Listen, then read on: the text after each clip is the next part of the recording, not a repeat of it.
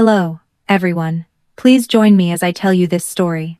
At 1:00 a.m., I froze when I saw my father's name on my phone. 2 years after his stroke, he still hadn't spoken a single word, yet from the other end came his weak, breathless voice. "Help me." Immediately afterward, I heard my younger sister's husband nearby. "Calling her won't do you any good." 29 minutes later, I walked into the station in uniform. The sergeant took one look at me and went pale. "Ma'am, please let me explain. My name is Claire Morgan. I'm 49 years old, a lieutenant colonel in the U.S. Army Judge Advocate General's Corps at Fort Liberty, North Carolina. My father, Henry Morgan, is 76 and lives on our family farm outside Fayetteville. 2 years ago, he suffered a stroke. He could still walk on his own, feed himself, and do a few light chores around the house, but his steps were slower than before. His balance was no longer good, and he had completely lost the ability to speak. Dad still understood everyone, he just couldn't express what he wanted. That helplessness changed his temper. He became easily frustrated and impatient, sometimes slamming his hand on the table or knocking things aside when people misunderstood him. But in those 2 years, he had never intentionally hurt anyone. My younger sister, Emily Cole, 43, was the one who took care of Dad directly. She lived in the main farmhouse with her husband, Travis, and their daughter, Sophie. Travis Cole, 46, worked as an investigator for the Cumberland County Sheriff's Office. Because my job often ran long and sometimes involved unexpected training exercises, I could only visit Dad on weekends, but every night I video called him just to see him for a few minutes. That night, I was finishing paperwork for an internal hearing after a prolonged training exercise, so I was still in uniform. When my phone rang and I saw Dad's name, I immediately assumed Emily was using his phone. Then I heard that voice. "Help me." Just 2 words, distorted and painfully forced. But I recognized him instantly. Before I could ask where he was, I heard something hit the floor. Then Travis's voice came through, so close that he must have been standing right beside the phone. "Calling her won't do you any good." The call disconnected. I called back immediately. No answer. I called Emily 5 times. Her phone rang and then went to voicemail. Finally, I opened the location tracking app Emily had installed on Dad's phone in case he ever wandered off. The green dot wasn't at the farm. It was stopped at a sheriff's substation in northern Cumberland County. I left Fort Liberty at 1:04 a.m. On the way, I called the station. The dispatcher would only say that Henry Morgan was there following a family incident. When I asked whether he was injured, the dispatcher said he couldn't provide any more information over the phone. 25 minutes later, I parked in front of the low brick building on a road with almost no traffic. I walked through the door at 1:29 a.m. The gray-haired sergeant behind the counter looked at me, then at the rank insignia on my shoulders. He shot to his feet. "Ma'am, please let me explain. I want to see Henry Morgan." He glanced toward the metal door behind him. That single glance was enough to tell me Dad was back there. "Mr. Morgan was brought in after a family incident." "What kind of incident?" The sergeant hesitated. "He's been accused of assaulting his daughter." I stood still for a few seconds. The accusation wasn't completely impossible. Dad could still move around, and when he got angry, he might pound on a table or throw a small object to the floor. But I had never seen him hit Emily. A side door opened. Travis walked in wearing a shirt with the sleeves rolled to his elbows, his gun and badge still clipped to his belt. "Claire, your father lost control tonight," he said. He knocked over a lamp, shoved Emily into a kitchen cabinet, and grabbed her wrist. "I brought him here before things got worse." "Where's Emily?" "At home with Sophie. She's too shaken up to come here." "I want to see Dad." "It would be better to wait until morning." "Why?" Travis sighed. "Your father is always calmer after he sleeps. You know how he is." "I know he has a temper. I also know he can't speak." "Who took his statement?" No one answered. I turned to the sergeant. "Is my father under arrest?" He looked at Travis before answering. "We're just holding him for everyone's safety." "Are you holding him under an arrest warrant, an emergency mental health evaluation order, or is he here voluntarily?" The silence lasted another second, then 2. "I want the incident report number," I said. The sergeant opened a thin folder. Inside was only a handwritten note. There was no case number, no statement, and no intake signature. "Where's the arrest report?" "There is no arrest warrant," he admitted. "The report on Emily's injuries? It hasn't been completed yet. Has my father been medically evaluated?" "No." I looked straight at Travis. "You put a 76-year-old man with stroke-related disabilities, who cannot speak for himself, in a holding room without documentation, without a medical evaluation, and without notifying me." Travis clenched his jaw. He had just shoved Emily into a kitchen cabinet. I couldn't take him back home while she and Sophie were still there. I only asked them to hold him overnight. Someone was going to evaluate him in the morning. "Then where's the detention order? Where's the request for an emergency evaluation? Where's Emily's injury report?" I asked. "You can't call something a protective measure just because you know the people working here." The sergeant closed the folder, clasping his hands tightly together. I looked at him and asked one last time. "If there's no arrest warrant, no petition for an evaluation, and no report has even been filed, why is my father still locked behind that door?" He swallowed hard, then answered in a voice barely above a whisper. "Because Cole said it was only a temporary hold, and asked us not to enter the incident into the system until morning." The sergeant's admission left the room dead silent. Travis turned toward him, his eyes cold and sharp. "Neil, you don't need to make it sound like I forced anyone." The sergeant didn't answer. I looked at the nameplate on his chest. Neil Harper. He was over 50, his hair already gray, with the tired eyes of a man who had worked too many night shifts. He didn't look like a bad cop. He looked like someone who had just realized he had helped a colleague cross a line that should never have been crossed. "I want my father brought out right now," I said. "Or you formally arrest him and complete all the required paperwork." Travis folded his arms. "Claire, you're making this more complicated than it needs to be. No, I'm asking you to do what should have been done from the beginning." Harper checked the clock, then picked up the phone and called his supervisor. The conversation lasted only a few minutes. When he hung up, he unlocked the metal door and told a young deputy to bring my father out. I had prepared myself to see him furious. But the man who came through that door looked nothing like someone who had just lost control, as Travis had described. Dad's head was bowed, his steps heavier than usual, and his right shoulder sagged. His face was pale, and his eyelids were barely open. When he saw me, he tried to walk faster, but his left foot caught slightly on the tile. I rushed forward and took his arm. "Dad." He gripped my wrist. His hand still had strength, but his whole body seemed limp, as though he were fighting an overwhelming drowsiness.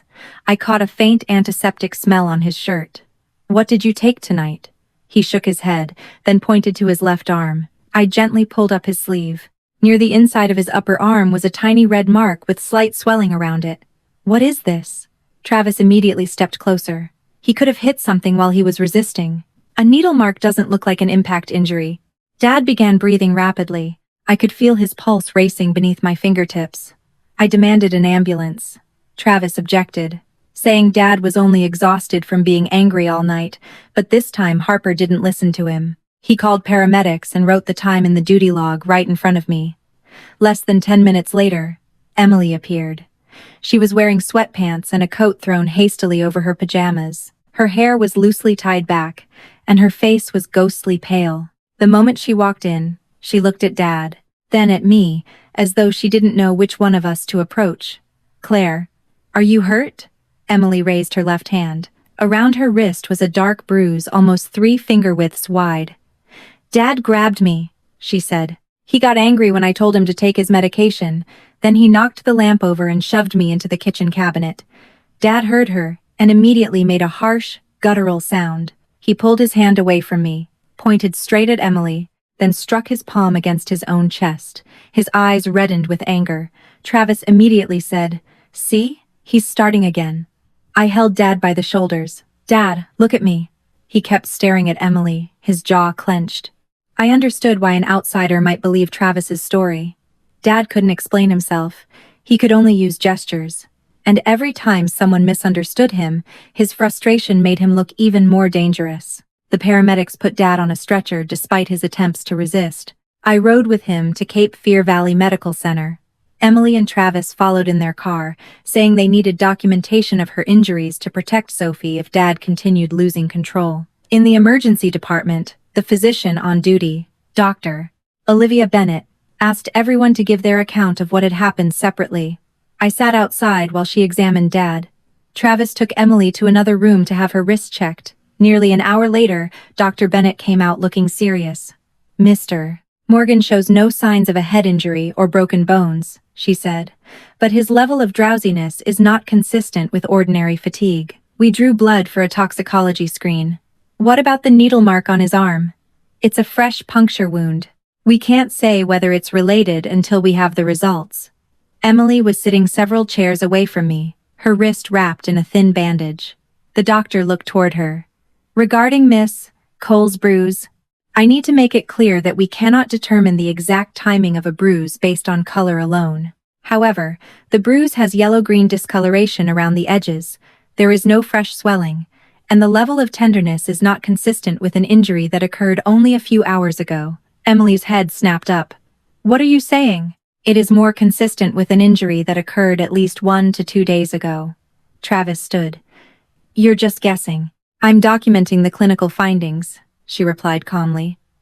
If the incident occurred tonight, I would expect more acute swelling, redness, and tenderness. I looked at Emily. She avoided my eyes. When did you get that bruise? I don't remember. You just said Dad grabbed you tonight. He's grabbed my arm before. She swallowed. Maybe an old bruise got darker. Travis put a hand on his wife's shoulder. She's in shock. Don't pressure her. Before I could respond, the doctor's phone vibrated. She read the results on the screen, then looked back at me. The screening test shows midazolam in Mr. Morgan's bloodstream, a fast-acting sedative. The concentration is high enough to cause loss of balance, confusion, impaired motor control, and profound drowsiness. Did the hospital or the paramedics give him that medication tonight? No. I turned to Travis. Does my father have a prescription for it? He didn't answer immediately. Emily shook her head. Dad only takes blood pressure medication, a blood thinner, and cholesterol medication. Dr. Bennett checked his electronic medical record and confirmed that midazolam was not on Dad's medication list. She also explained that the drug was normally used in medical settings or administered by injection under medical direction, not something a stroke patient would casually take on his own at home. For the first time since I had walked into the station, Travis lost his composure. Maybe the caregiver gave him something. Marisol had the night off, Emily said too quickly.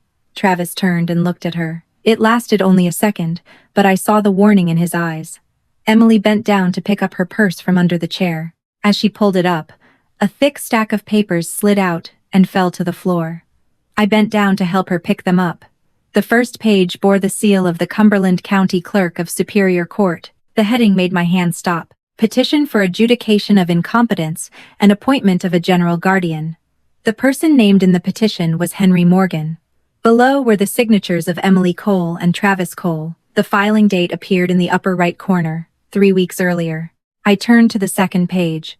The petition described Dad as severely cognitively impaired, unable to manage his property, frequently aggressive, and increasingly dangerous to the people living with him. One section was still blank, highlighted in yellow. Most recent violent incident and law enforcement report. I looked up. 3 weeks ago, the two of you filed a petition to have Dad declared incompetent. Emily said nothing. I held up the papers. And tonight, you brought him to the station but asked them not to enter anything into the system until morning, because you needed a report written in a way that would fill this blank, didn't you? Travis looked at me. His expression completely changed. Emily began to cry. I looked from the old bruise on her wrist to Dad's sedative results, then back to the guardianship petition that had been prepared 3 weeks earlier. That was when I understood that the alleged assault was not the reason Dad had been taken to the station. It was the final piece they were trying to manufacture. The final piece was right there in my hands, but it still didn't explain why Travis would take the risk of using a sedative, staging an assault, and asking his colleagues to keep Dad off the books. No one did all of that just to gain control over medication schedules or choose a nursing home. There had to be something far more valuable behind the guardianship petition. I placed the stack of papers on the table beside Dad's hospital bed. Emily, tell me why the two of you want the court to declare Dad incompetent. Emily kept her head down. Travis stood between her and me. The attorney advised us to do it to protect him, he said. He can't manage his finances anymore. What attorney? Rachel Sloan. I had heard the name before. Rachel was a local attorney specializing in guardianship and estate management, often representing families with elderly relatives who could no longer care for themselves. I looked back at the petition. Emily was listed as the proposed guardian, but the section naming the proposed manager of Dad's property had been left blank. Another document clipped behind it stated that once the court declared Dad incompetent, the guardian could take control of accounts, sign contracts, and conduct transactions with court approval. Travis couldn't sell the farm just because of a guardianship petition, I said. A faint smirk touched his lips. I never said I was going to sell it, but you know that whoever is appointed to manage the property can ask the court for permission to sell it. And if there's already a power of attorney signed in advance, things move even faster. Travis's eyes shifted almost imperceptibly. It lasted only a moment, but it was enough for me to know I had hit the right nerve. I continued flipping through the documents. Near the back was a copy of a land purchase offer from Holloway Development Group, a real estate development company based in Charlotte. They wanted to purchase all 86 acres of the farm to build a mixed-use development with commercial space, housing, restaurants, and a private medical center. The initial offer was $7.4 million. Beside that number, someone had written in blue ink, could go to $8.6 million if signed this quarter. I read it twice. Emily, how long have you known about this? She wiped away her tears. About 4 months. Did Dad agree to sell? Emily shook her head. No. He tore up the letter, right in front of Travis. Travis stepped forward. He doesn't understand the value of the opportunity. The farm is deteriorating. Property taxes are going up. That money would be enough for him to live comfortably for the rest of his life. It's Dad's land, I replied. The decision is his. He's no longer mentally competent enough to make that decision. From the bed, Dad suddenly slammed his hand against the side rail. The metallic bang made everyone turn. He glared at Travis with pure hatred, then tried to sit up. The sedative still made his movements slow and heavy. I stepped over and supported his back. Dad, lie down.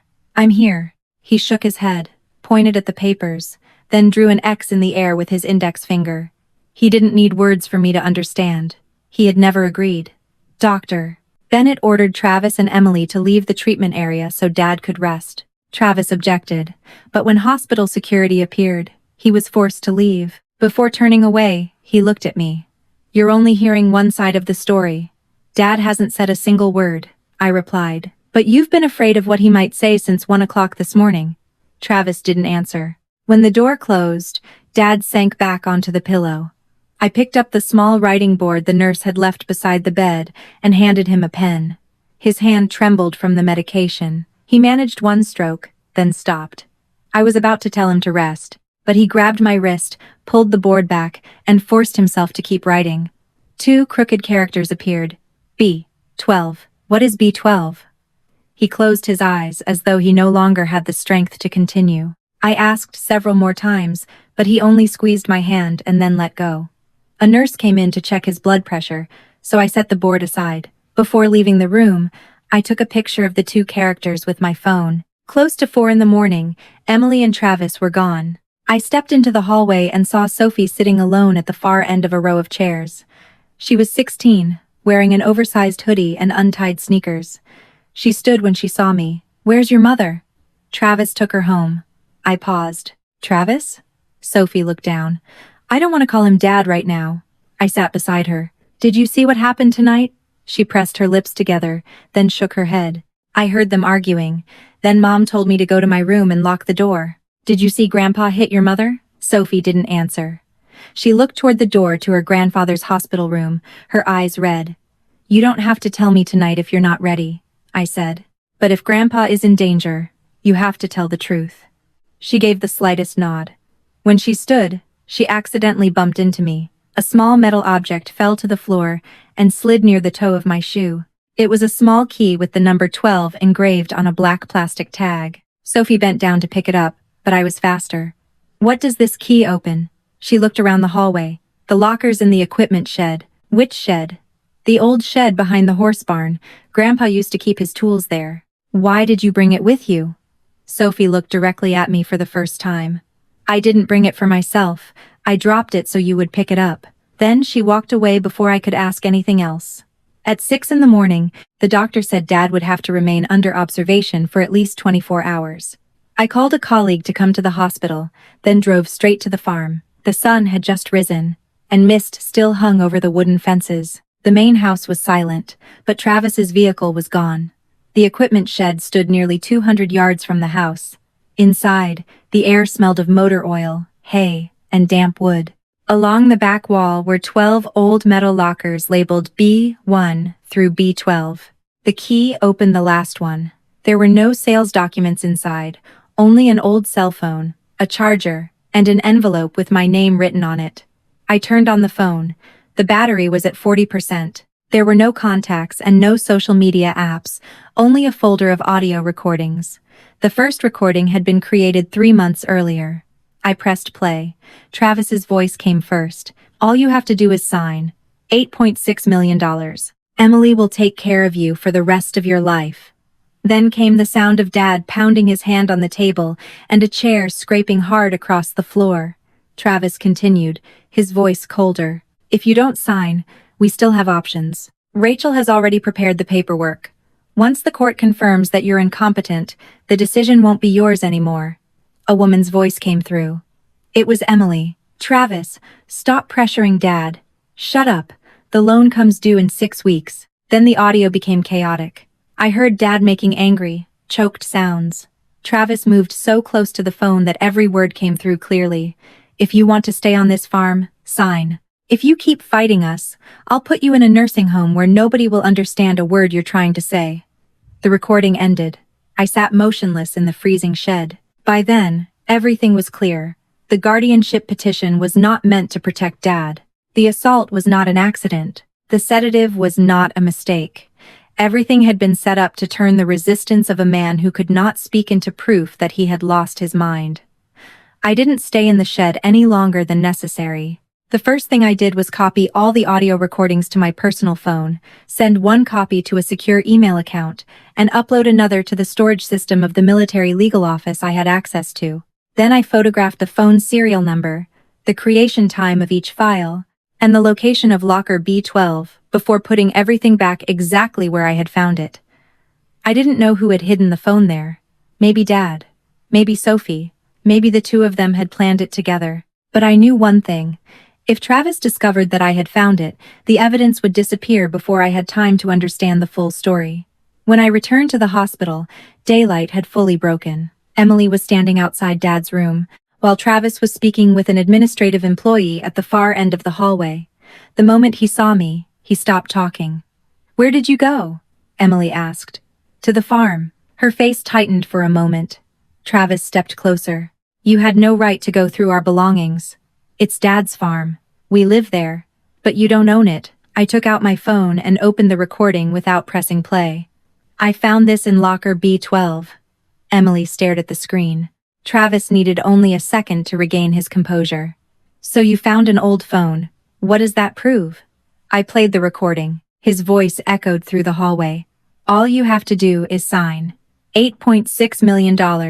Emily will take care of you for the rest of your life." Emily went pale. Travis didn't flinch.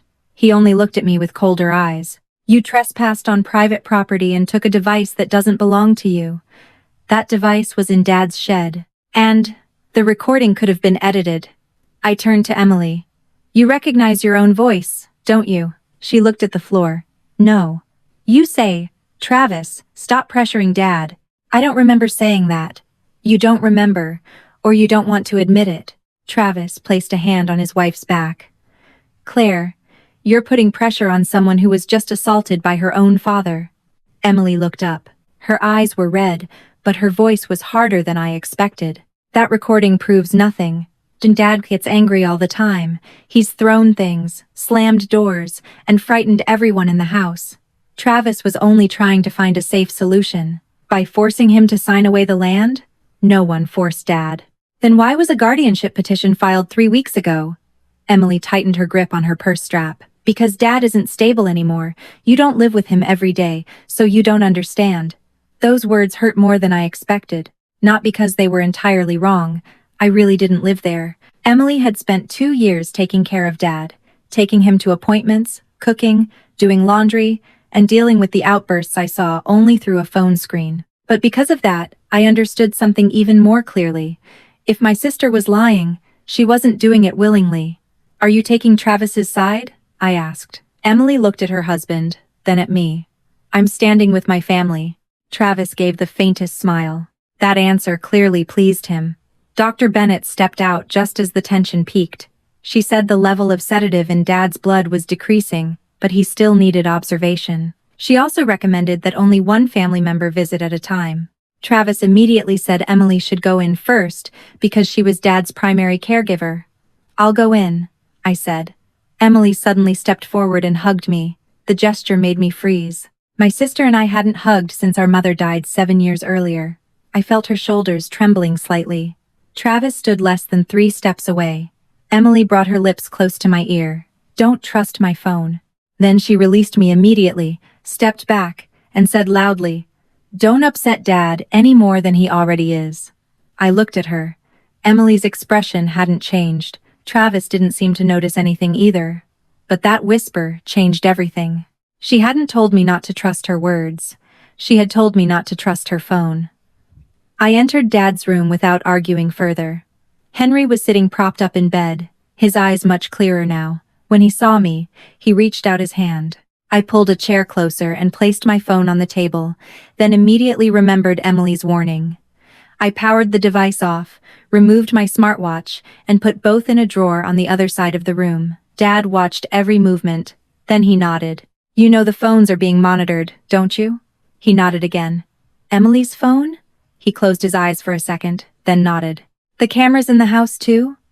This time he pointed toward the corner of the hospital room ceiling, where a small security camera was mounted, then pointed 2 fingers at his eyes. After that, he drew a square in the air with his hands. "Everything is being watched?" He nodded.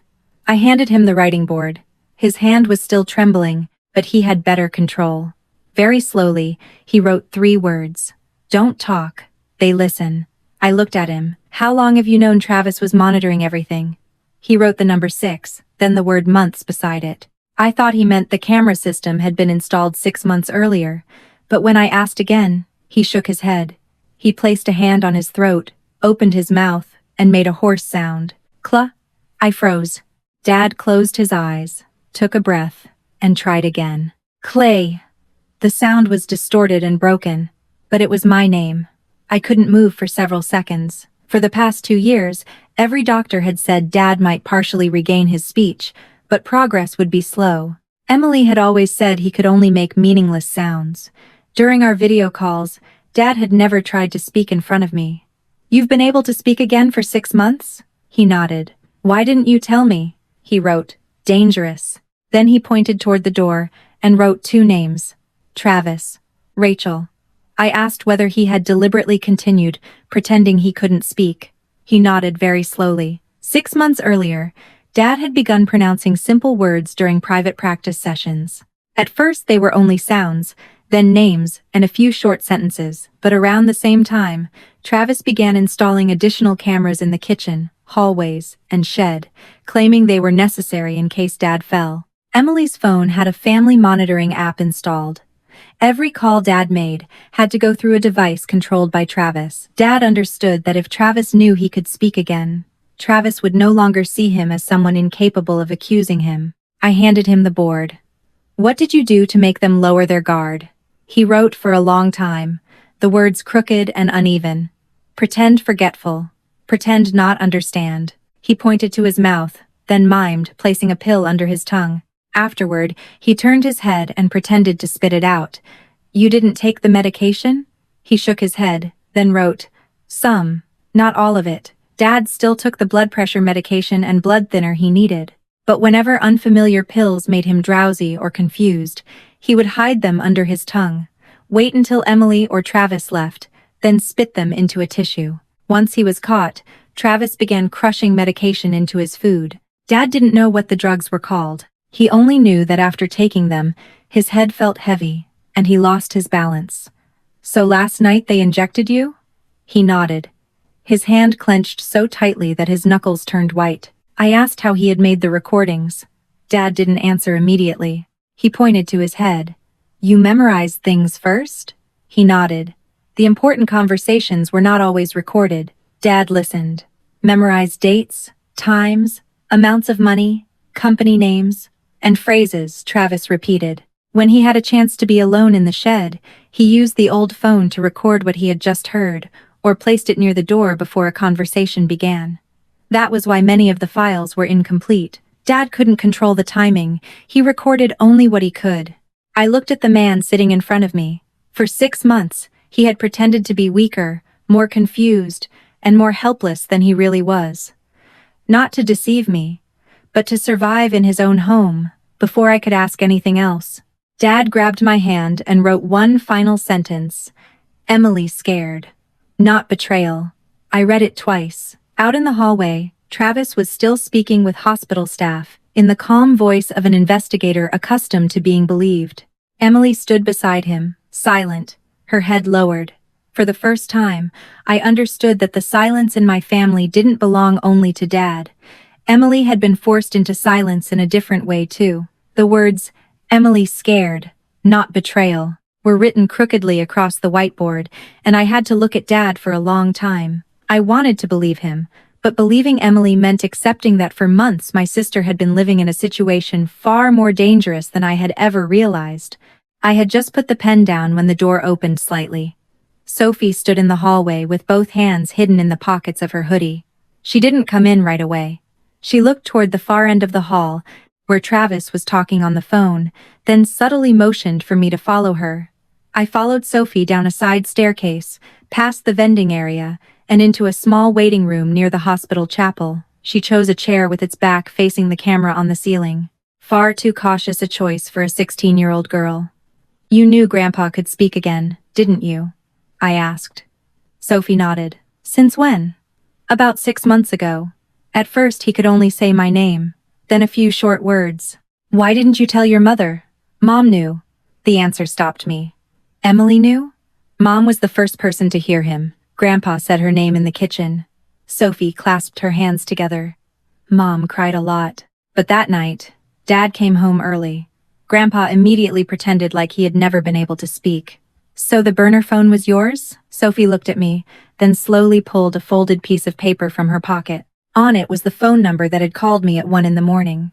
I bought it at a convenience store with cash, she said. A cheap phone with no apps. I saved the number in your phone when you visited Grandpa last month. I remembered that Sophie had borrowed my phone that day to send herself a few photos of the farm. I hadn't noticed that she had added a new contact under Dad's name. Why did you have to do that? Because Dad checks everyone's contacts and call history. Grandpa's phone has tracking software. Mom's does too. If Grandpa called you from his regular phone, Dad would know immediately. Where did you hide the phone? Inside the fabric under the cushion of Grandpa's chair. He only took it out when he was alone. I looked at the paper in my hand, but Grandpa couldn't speak. How did you know he wanted to call me? Sophie lowered her head. He practiced. Practiced what? She looked up, her eyes beginning to redden. Help me. Those 2 words echoed in my mind again, distorted and broken just as they had sounded during the call. I had thought instinct had forced Dad to speak in that moment. But it hadn't. He had prepared for it. How long did he practice? More than 5 weeks. Sophie wiped away tears with the back of her hand. Every afternoon, when Dad went to work and Mom was in the laundry room, I took Grandpa out to the shed. I said each word slowly. He repeated it. Some days he could only make the first sound. Some days he got so frustrated that he threw the pen on the ground and went back to the house. I could almost see it.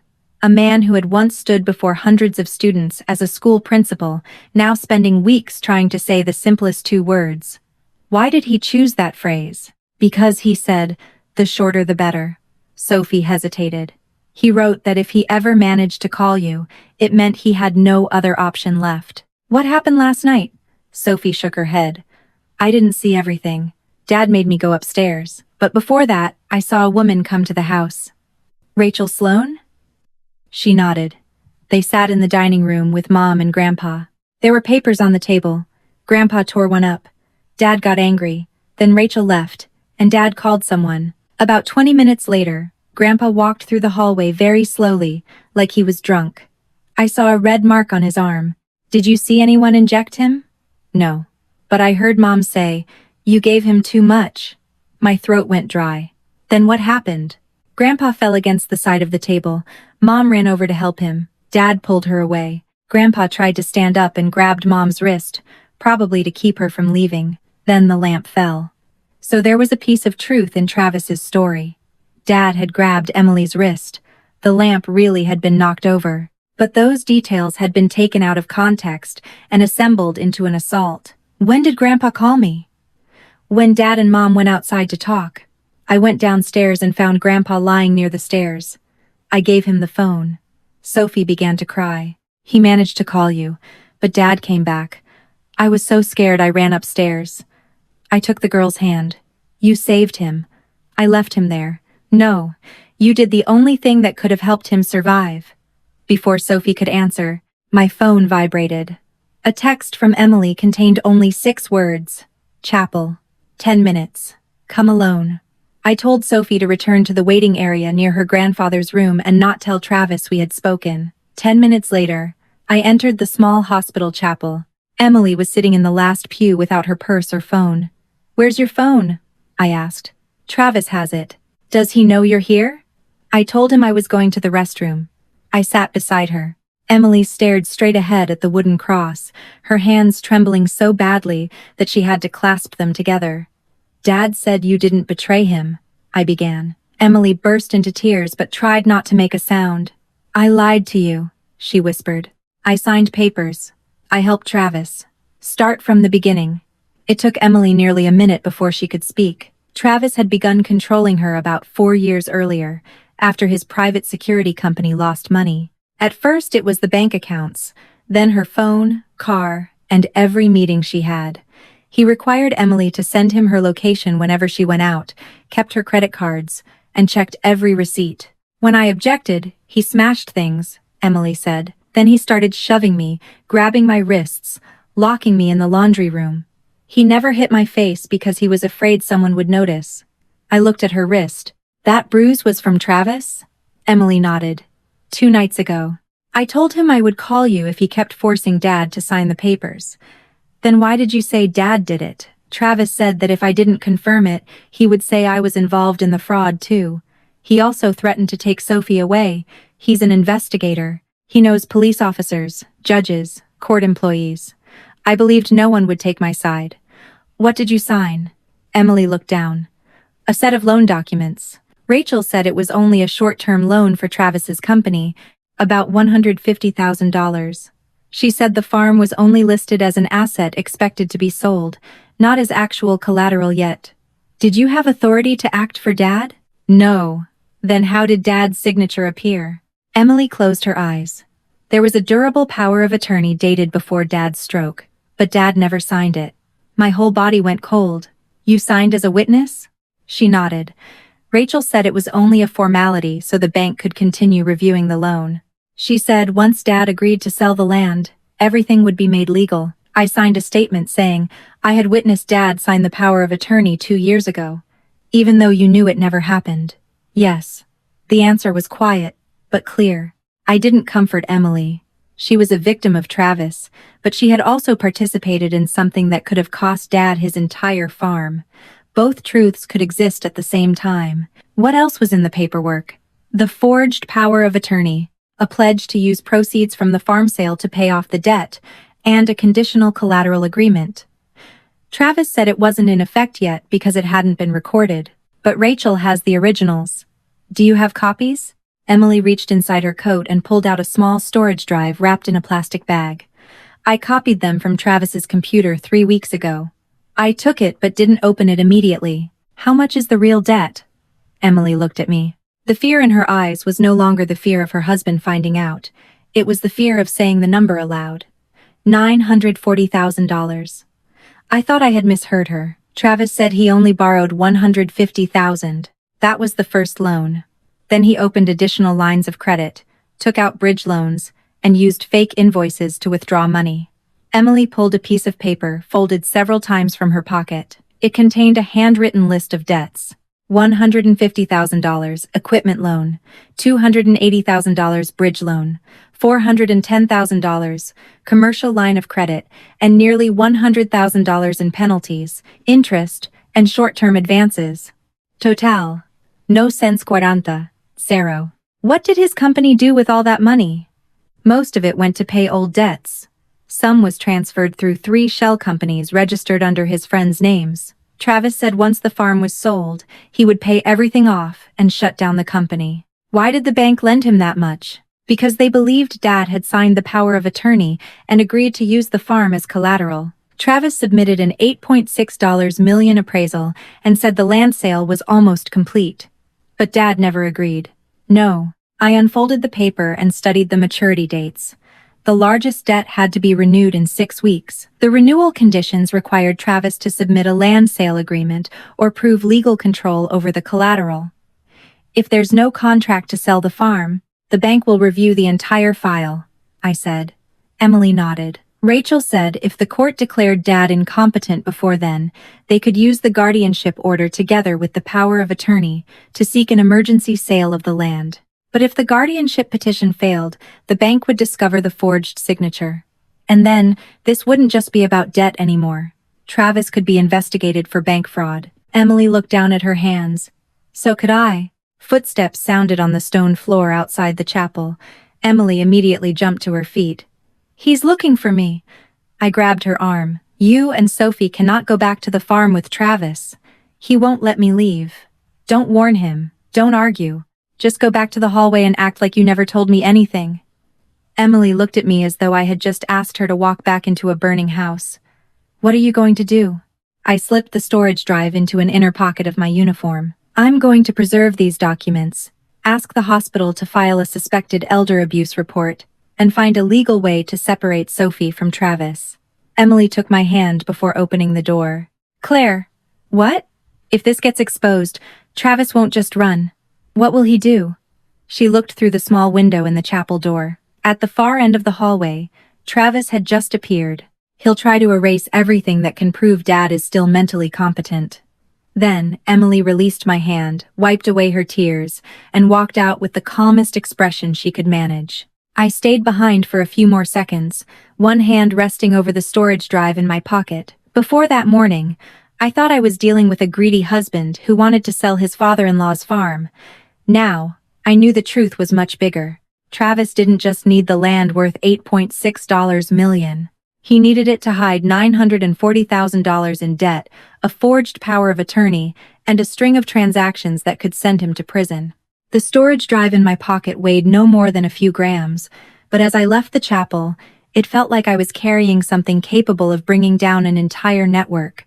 I didn't open it on my personal computer. I called Melissa Grant, a civil attorney who had previously worked with my unit on cases involving financial fraud against service members, and asked her to arrange an isolated computer at her office. An hour later, we were sitting in a windowless room at the back of her law office in downtown Fayetteville. Melissa plugged the storage drive into an offline computer. It contained more than 200 files, loan agreements, emails, spreadsheets, draft powers of attorney, and correspondence between Travis and Rachel Sloan. Melissa opened a spreadsheet with an ordinary title, Closing Costs. The first line was appraisal fees. The second was brokerage fees.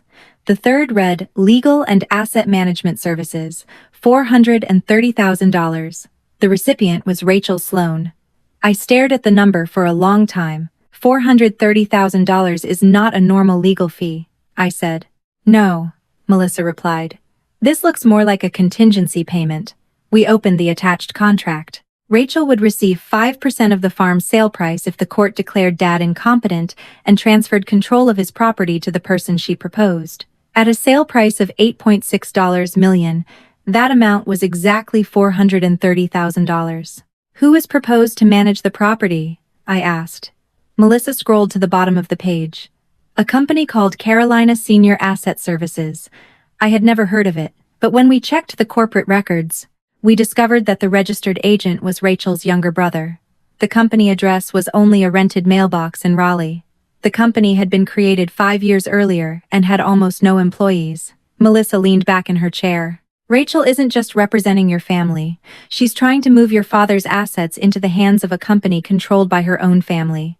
I opened more emails. In one sent to Travis 2 months earlier, Rachel wrote, "If Henry continues resisting, we need an incident clear enough for the court to see a danger to the caregiver. It doesn't have to be serious, only officially documented."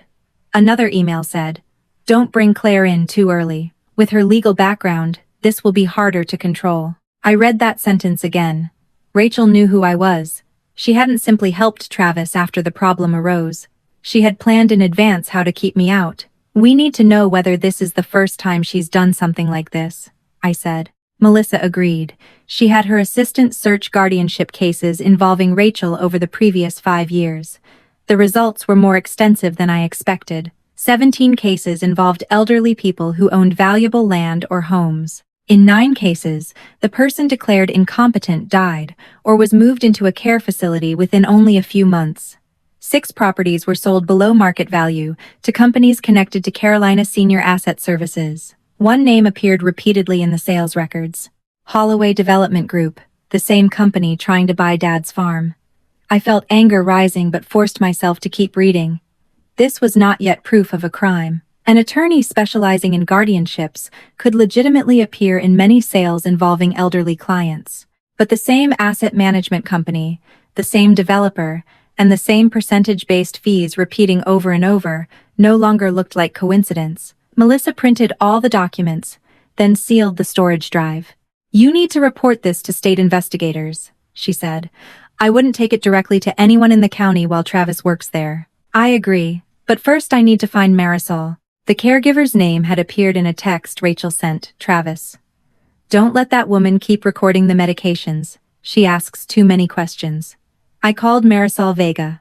Her phone was off. I called the apartment where she lived. No one answered. The landlord said she hadn't been home in 3 days. A neighbor remembered seeing a gray pickup truck parked outside her building Monday night. The driver sat inside for nearly an hour before leaving. I returned to the hospital to find Emily. She was standing beside Dad's room, and Travis wasn't there. "Where is Marisol?" I asked quietly. Emily looked around. "I don't know. Did Travis threaten her?" Emily was silent for several seconds before saying, "A week ago, I heard him tell Marisol that if she kept interfering with Dad's medication, he would accuse her of stealing." "Did Marisol take anything?" "No. But Travis once planted cash in her coat pocket and pretended to discover it. I took it out before she left." "Why didn't you tell me?" "Because at the time I still thought I could handle it myself."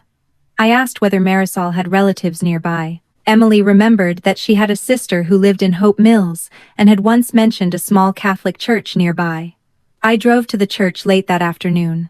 The office was closed, but an elderly nun was organizing relief food behind the parish hall. When I showed her Marisol's photograph, she didn't confirm anything right away. Only after I told her Henry was in the hospital and we needed to know who had given him medication, did the nun study me for a long moment. "She's afraid of the police," she said. "Because Travis is a cop." The nun nodded. Marisol was staying in a small room behind the rectory. When I entered, she immediately stood, clutching a cloth bag tightly against her chest. Her face was hollow from lack of sleep. "I didn't steal the money," she said at once. "Mr. Travis put it in my coat." "I know, I'm not here about that." I told her Dad was in the hospital and that an unprescribed sedative had been found in his bloodstream. Marisol sat down, tears filling her eyes. I told them to stop. "Who?" "Mr. Travis. And the lawyer." Marisol opened the cloth bag and pulled out a small medicine vial with the label removed.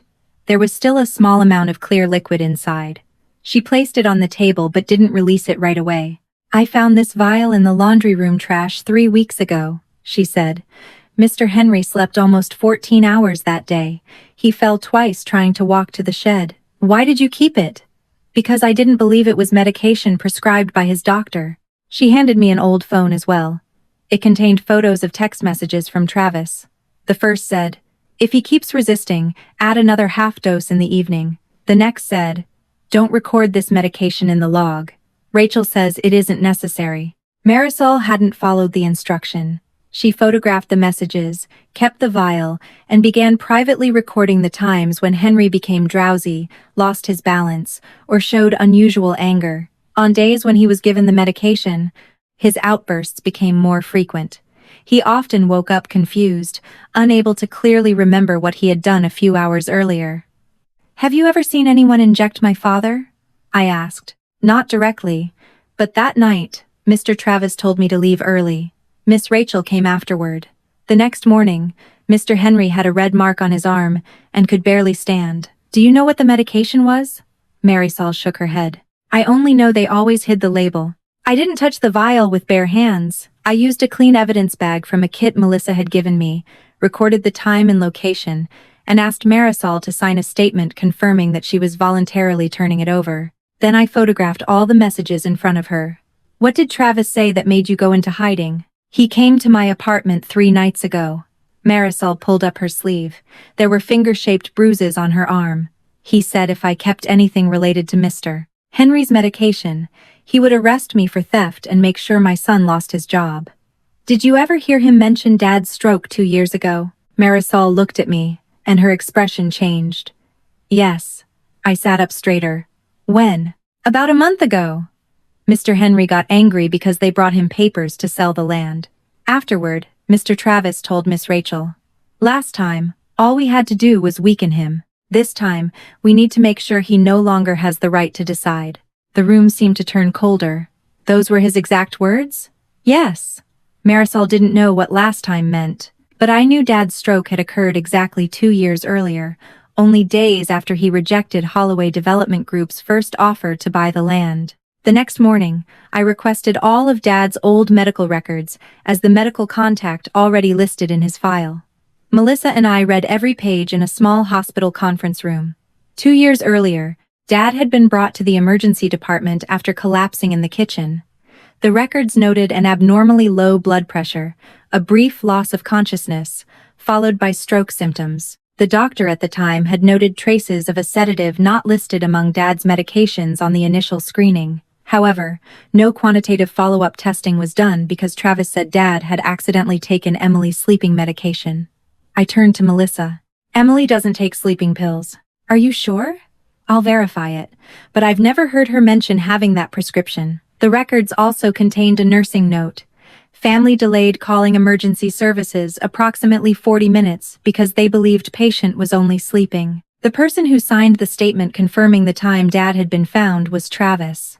I read that line 3 times. Nothing in the records proved Travis caused the stroke. The sedative wasn't necessarily the direct cause. Dad was older, had high blood pressure, and had several other risk factors. But if someone had deliberately given him medication that lowered his blood pressure, caused him to fall, and then delayed calling emergency services, that could have made the outcome far worse. And the timing couldn't be ignored. 3 days before the stroke, Dad had emailed Holloway refusing to sell the land. 2 days after the stroke, Rachel Sloan appeared in the records as legal counsel for Emily and Travis. 1 month later, she began preparing a draft power of attorney backdated to before Dad's hospitalization. I closed the file. In my mind, the events began forming one terrifying straight line. The land offer, Dad's refusal, the unknown medication, the delayed emergency call, his loss of speech, the forged power of attorney, and then the guardianship petition 2 years later. Melissa looked at me.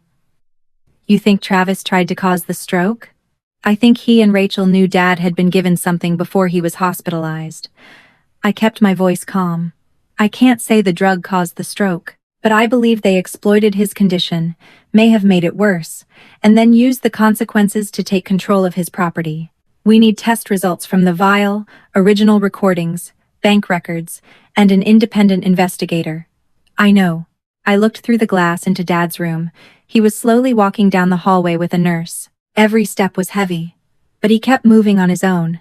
For 2 years, I had believed the stroke was a random tragedy that took away his voice. Now I was beginning to suspect that Dad's silence wasn't only the result of illness. It may have been exactly what Travis and Rachel had been waiting for from the beginning. 3 days after Marisol gave me the vial, a neighbor called at 3:17 inches the morning. "Claire, the workshop behind the farm is on fire." By the time I arrived, 2 fire engines were blocking the entrance. Flames had consumed most of the workshop roof, directly over the area where the metal lockers were located. Locker B12 and the phone Dad had hidden inside were reduced to a blackened mass of metal. The fire captain said no one had been injured, but they found traces of gasoline near the back door. The farm's cameras had been shut off remotely 17 minutes before the fire started. Travis stood beside a patrol car in full uniform. "Could just be an electrical fire," he said.